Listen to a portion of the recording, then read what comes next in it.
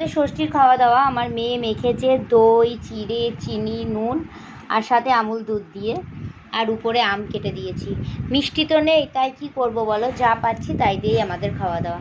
এই যে 3 জনের খাবার এখানে আমাদের আছে। আমগুলো কুচি কুচি করে কেটে দিলাম আমি, তারপর উপরে সাজিয়ে দিলাম।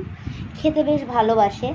আর আমুল দুধ ছিল ঘরে, তাই উপরে দিলাম। চিড়ে দইয়ের সাথে আমুল দুধ খেতে খুব ভালো লাগে, মানে মিষ্টির পরিবর্তে ওটাই কাজ। আমার মেয়েরা তর্স হয়েছে না, তাই তো?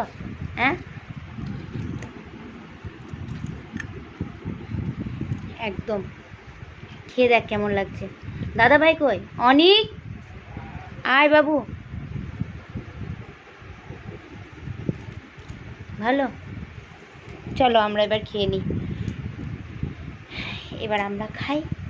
তোমরা কে কী খাচ্ছ? আশা করি অনেক ভালো ভালো খাচ্ছ, বাপের বাড়িতে আছো, মায়ের কাছে। আজকে যারা আমাদের মানে ষষ্ঠী যাদের আছে তারা তো কেউ, এই তো তোমার, তারা তো কেউ ভালো না, মানে লুচি তরকারি খাবে। এবার তুই খেয়ে বল কেমন। হুম,